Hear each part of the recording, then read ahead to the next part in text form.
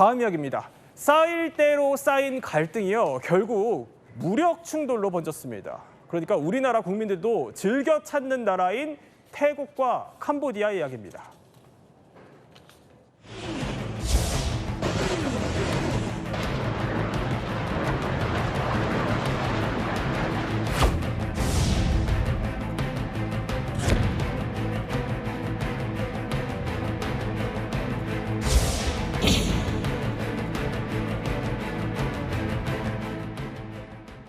아니, 두 나라가 사실 어떻게 보면 지금 전쟁이라고 해도 과언이 아닐 정도로 엄청난 무력 충돌을 빚고 있는 건데 도대체 무슨 일입니까? 네, 태국과 캄보디아 국경 인근에서 지금 분쟁이 벌어지고 있습니다. 그런데 정말 심각할 정도로 양측이 격화되고 있는데요. 예. 지금 보시면 곳곳에서 연기가 피어오르는 거 저거 화재가 아닙니다. 그냥 자연 화재가 아니라 폭격을 네. 하는 것으로 인해서 저렇게 화재가 나오고 있는 것이고요.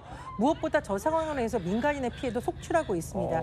지금 차량들이 찍은 사진이 나오고 있는데 시민들이 놀라서 막 뛰쳐나오고 예. 갑작스럽게 대피하는 모습도 있고요. 편의점처럼 보이는군요. 그렇습니다. 이 과정에서 심지어 로켓포를 쏘거나 그리고 F-16 폭탄이 지금 투하되고 있는 상황이었다고 합니다. 예. 일각의 주장에 따르면 무인 드로기 소리가 끊이지가 않고 있고요. 폭발음이 계속 들리다 보니 사람들이 오히려 밖으로 뛰쳐나와서 콘크리트 벙커에 숨기도 한다라고 합니다.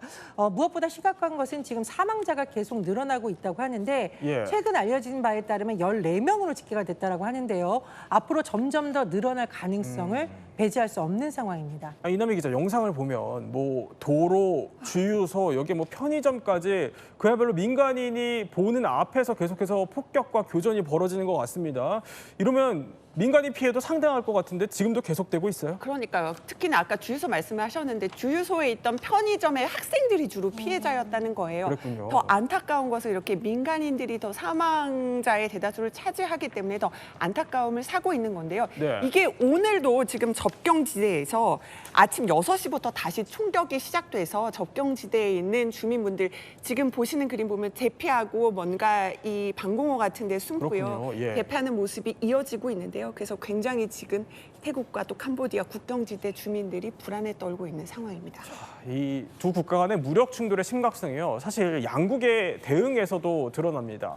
그러니까 영상으로 보면요. 태국에서는 드론으로 공군기지를 폭격하고 있고요. 저렇게 F-16 전투기까지 띄웠습니다. 여기에 캄보디아에서는요. 다연장 로켓도 저렇게 발사하기 시작했습니다. 양국이 동원한 무기들을 보면 점점 사태가 심각해지는 것 같아요. 네, 그렇습니다. 그렇기 때문에 이런 사태가 전면전으로 또 불거지는 것 아닌가라는 그런 걱정도 많이들 하고 있는 상황인 것 같습니다. 말씀하신 것처럼 지금 캄보디아 측에서는 다연장 로켓포 등의 그런 무기를 사용해서 민가나 주유소가 이제 피해를 입게 됐었고 또 한편으로는 이 태국에서는 심지어 F-16 전투기 6대를 추격시켜서 목표물 2곳을 또 공격하기도 했습니다. 사실 이렇게 전략 무기라든가 혹은 전투기까지도 동원을 하다 보니 향후에 정말 전쟁까지도 발생할 수 있지 않나 걱정의 그런 목소리가 커지고 있는데 아직까지 지금 양국에서는 뭐 해당 상황에 대해서 뭐 총력적이다, 전면전이다 이런 얘기까지는 하지 않는 걸로 보입니다. 따라서 빨리 외교적인 그런 해결이 시급한 상황이다 이렇게 보여집니다. 아니, 그런데 이남희 기자, 지금 여기 치열하게 이렇게 맞붙고 있는 지역이 아니 우리나라 사람들도 좀 많이 찾는 곳이라고 해요. 그러니까 지금 그 그래픽에서 보시는 수린주가요. 코끼리 축제로 굉장히 유명하기 때문에 태국에 관광 오세요라고 많이 홍보하는 곳들이도 하고 또 저곳에 많이 찾기도 하는데요. 지금 태국 캄보디아 이 접경지 지금 여행 경보 2단계를 발령을 해서 외교부도 지금 여행이나 방문 자제를 취소해달라 권고를 하고 있는 상황이기 때문에 저희도 좀 지켜봐야 될 것 같습니다.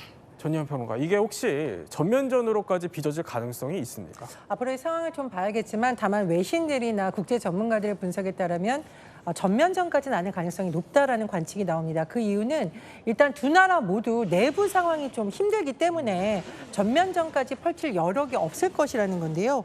예를 들어서 캄보디아는 경제적인 난이 굉장히 심각하고 태국은 내부의 정치 상황이 만만치가 않습니다. 또 굳이 비교를 하자면 태국이 군사력이라든가 경제적인 면에서 월등하게 우위에 있기 때문에 굳이 태국 입장에서 할 이유도 없고 캄보디아도 맞설 이유가 없다는 분석이 나옵니다. 하지만 일각에서는요. 태국 상황이 녹록지 않다고 해서 그렇다고 해서 이 분쟁이 저절로 가라앉지는 않을 것이다. 이런 좀 조심스러운 분석도 나오고 있습니다. 어떤 상황에서도 민간인 피해는 절대 있어서는 안 되겠죠. 오늘 이야기 이렇게 핵심만 살펴봤습니다.